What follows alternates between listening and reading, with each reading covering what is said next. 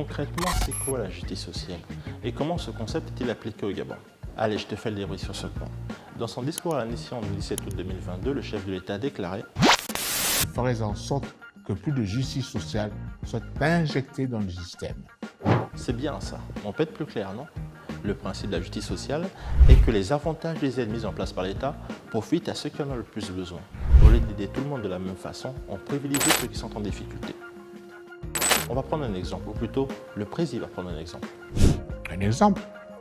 Jusqu'à présent, la subvention sur l'essence bénéficie autant à un directeur d'administration ou à un patron de grande entreprise qui conduit une grosse cylindrée qu'à un père de famille plus modeste. Ce n'est pas équitable. C'est pourquoi je ferai en sorte que plus de justice sociale soit injectée dans le système. Bon, alors concrètement, comment est-ce qu'on va faire ça? Parce que les promesses, c'est bien, mais les actions, c'est encore mieux. Il faut suivre petit. Les actions, elles ont commencé depuis un certain temps. Au cours des dernières années, le gouvernement a déployé de nombreux efforts pour soutenir les Gabonais les plus démunis, les fameux GEF.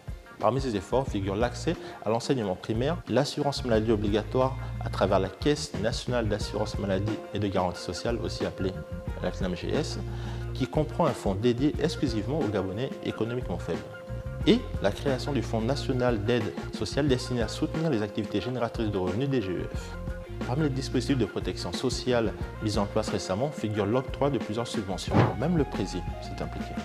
Mais l'efficacité de ces initiatives a été compromise par un mauvais ciblage.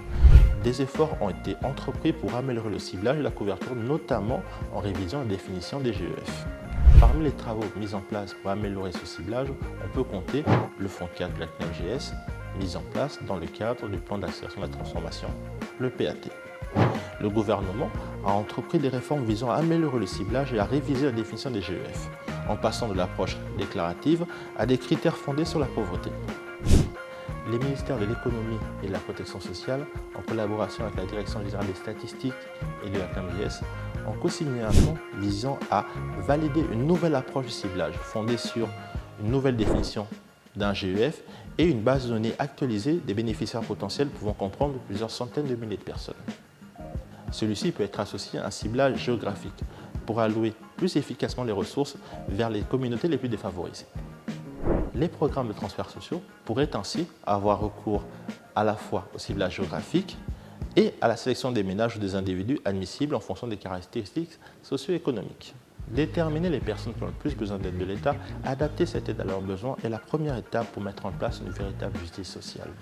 Une priorité pour le chef de l'État et le gouvernement. C'est bon, maintenant tu sais concrètement